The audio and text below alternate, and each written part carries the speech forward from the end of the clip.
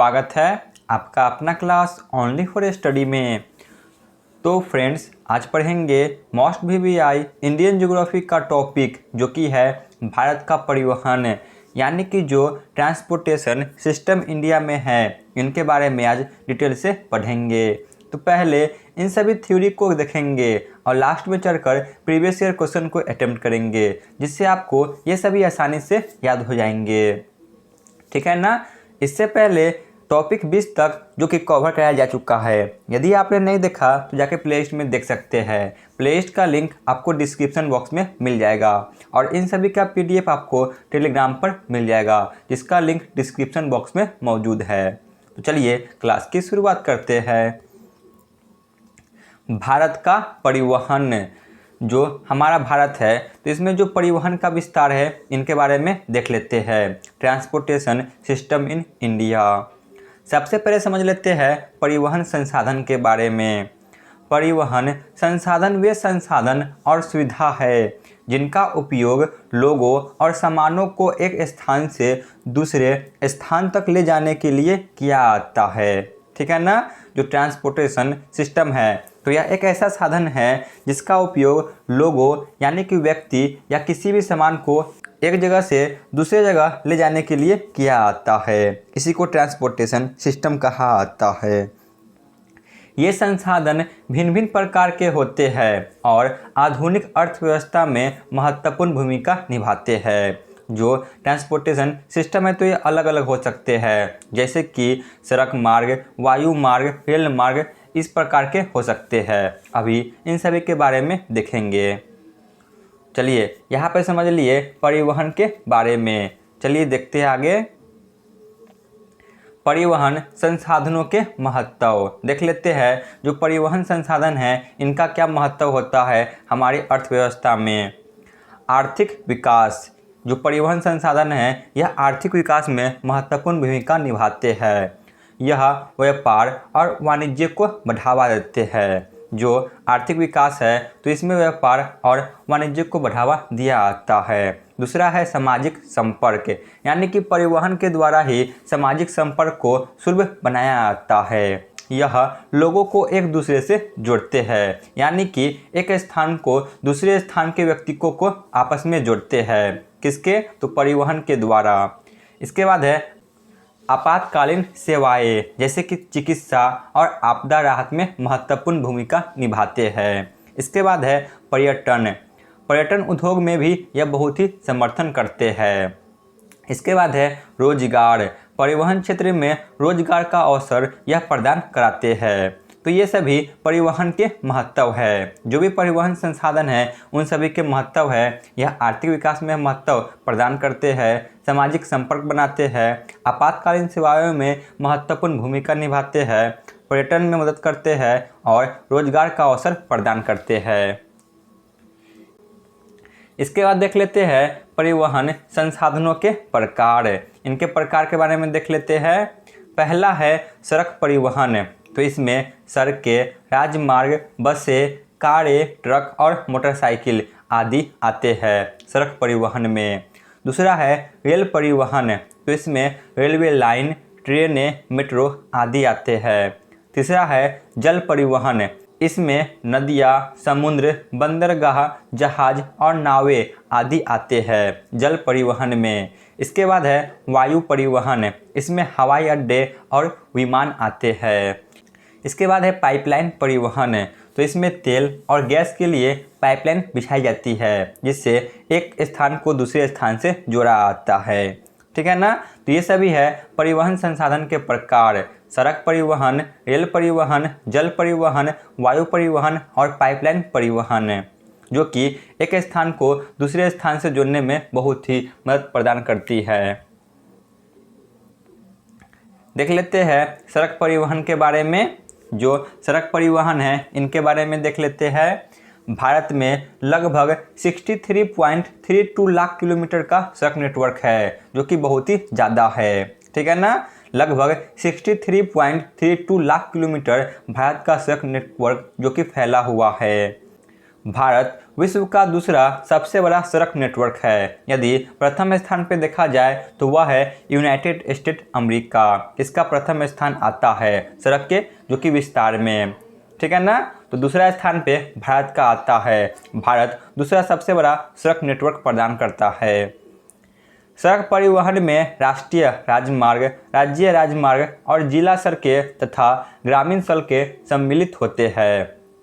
जो सड़क परिवहन है तो इसके अंतर्गत राष्ट्रीय राजमार्ग, राज्य राजमार्ग, जिला सड़कें और ग्रामीण सड़कें जो कि सम्मिलित होती है। इसके बाद है भारत के प्रमुख राष्ट्रीय राजमार्ग देख लेते हैं, जिनसे बार बार प्रश्न बनते हैं, केवल उसी को कवर किए हैं। यदि ज़्यादा को कवर करेंगे तो आपको याद करने में भी दिक्कत होगा, ठीक है ना। तो आप इन सभी को देख ले, आपको इससे एक्स्ट्रा देखने की जरूरत नहीं पड़ेगा। भारत की सबसे लंबी राष्ट्रीय राजमार्ग NH-44 है, जो कि श्रीनगर से कन्याकुमारी तक 3745 किलोमीटर लंबी है, ठीक है ना। भारत की सबसे लंबी राष्ट्रीय राजमार्ग जो कि NH-44 है, जो कि श्रीनगर से कन्याकुमारी तक 3745 किलोमीटर लंबी है। जो NH-44 है तो इसका पुराना नाम NH-7 था, इसे ध्यान में रखें, ठीक है ना। NH-44 को पहले NH-7 के नाम से जाना जाता था, जो कि भारत की सबसे लंबी राष्ट्रीय राजमार्ग थी। भारत की सबसे छोटी राष्ट्रीय राजमार्ग NH-118 और NH-548 है, इनको भी ध्यान में रखें।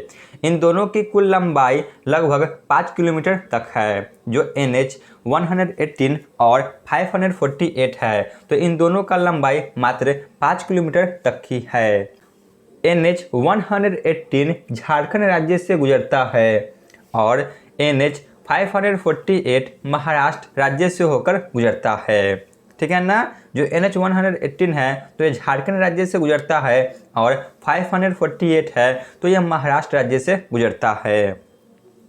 राष्ट्रीय राजमार्ग का रखरखाव की जिम्मेदारी केंद्र सरकार की होती है। जो केंद्र सरकार होते हैं तो इसके अंतर्गत ही राष्ट्रीय राजमार्ग आते हैं। राष्ट्रीय राजमार्ग प्राधिकरण यानी कि NHAI की स्थापना 1995 में की गई थी, ठीक है ना। जो राष्ट्रीय राजमार्ग है तो इसका प्राधिकरण जो कि 1995 में की गई थी, ध्यान में रखें।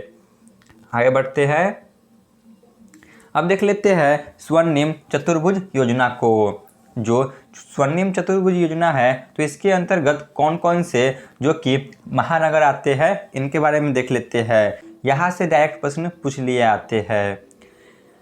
स्वर्णिम चतुर्भुज योजना के अंतर्गत भारत के 4 महानगर दिल्ली, मुंबई, चेन्नई और कोलकाता आते हैं, ठीक है ना। देख सकते हैं फिगर में जो कि चारों तरफ से आते हैं, दिल्ली, कोलकाता, चेन्नई और मुंबई।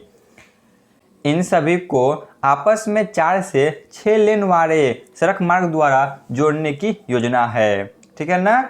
जो स्वर्णिम चतुर्भुज योजना है तो इसके अंतर्गत दिल्ली, मुंबई, चेन्नई और कोलकाता आती है। ध्यान में रखें इन 4 महानगर को। इसके बाद है राज्य राजमार्ग। इसे प्रांतीय राजमार्ग के नाम से भी जाना आता है।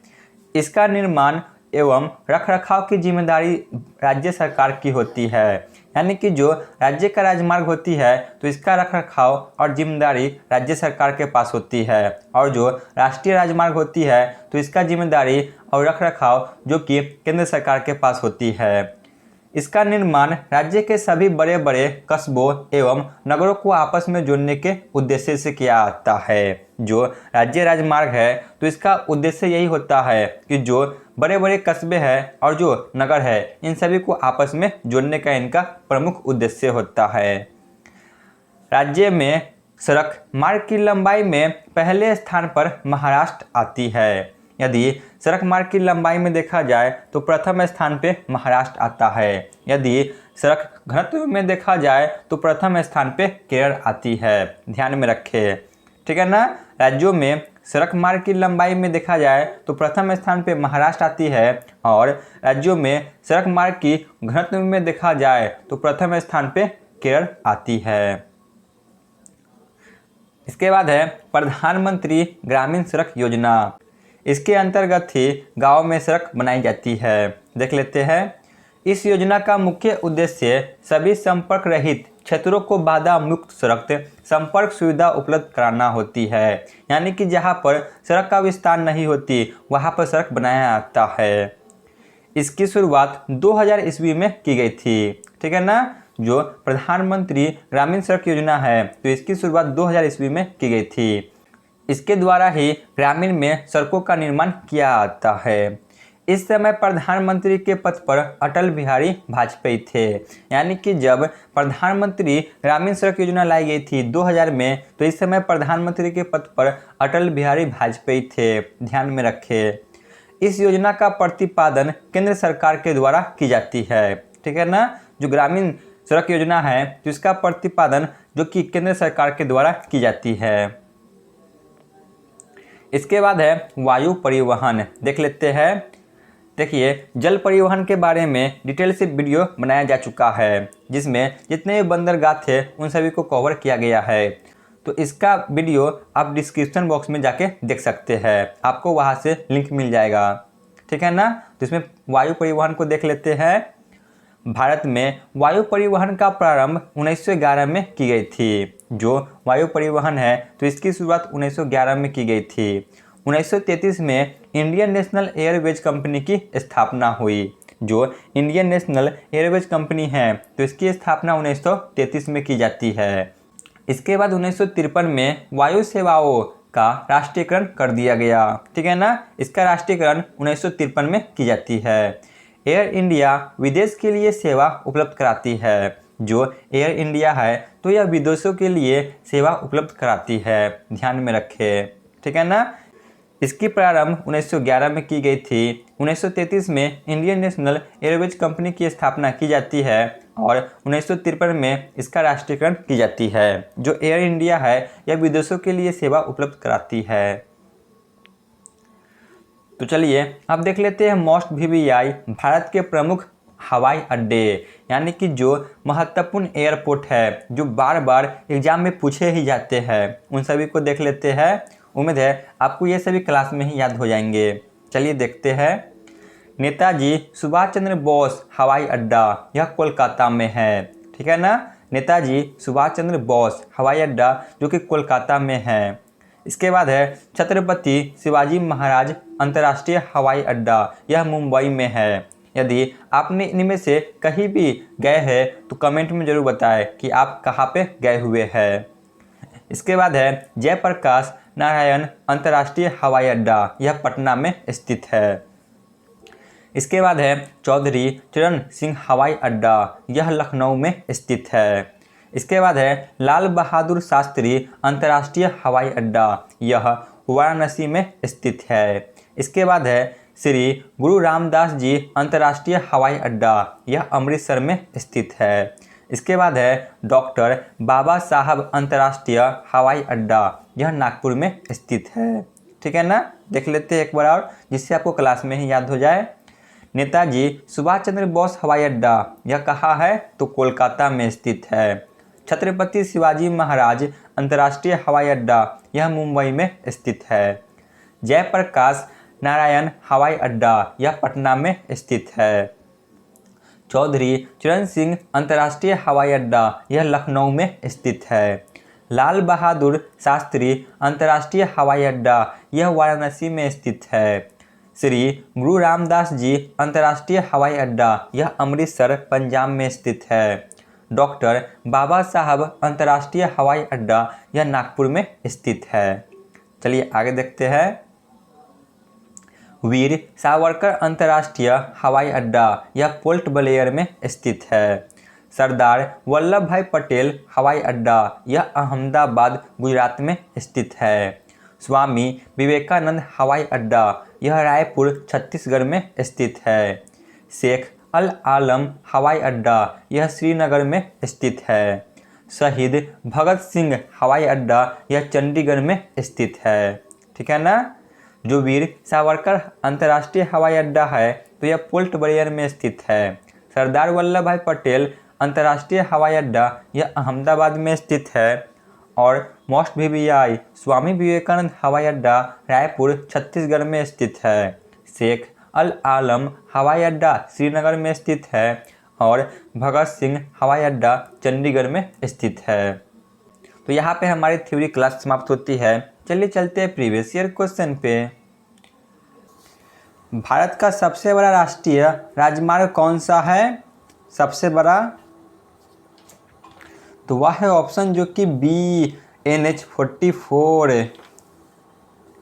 भारत का सबसे छोटा राष्ट्रीय राजमार्ग कौन सा है? तो ऑप्शन बी 548। स्वर्णिम चतुर्भुज योजना के अंतर्गत कौन से राज्य आते हैं? तो ऑप्शन डी इनमें से सभी, दिल्ली, मुंबई, कोलकाता और चेन्नई। राज्य राजमार्ग की जिम्मेदारी किनके पास होती है? तो ऑप्शन जो कि ए, राज्य सरकार के पास।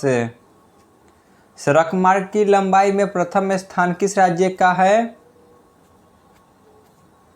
तो ऑप्शन जो कि सी, महाराष्ट्र का है।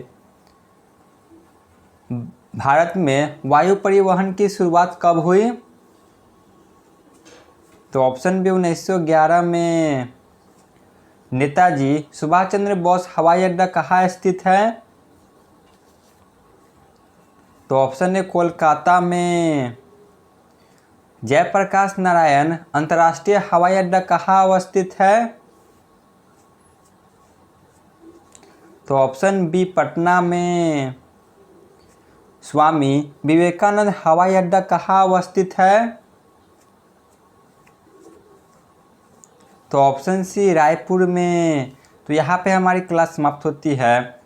आप लोग कमेंट में जरूर बताएं कि आपको यह क्लास कैसा लगा, और यदि आप चैनल पर नए थे तो चैनल को अवश्य सब्सक्राइब कर ले। धन्यवाद।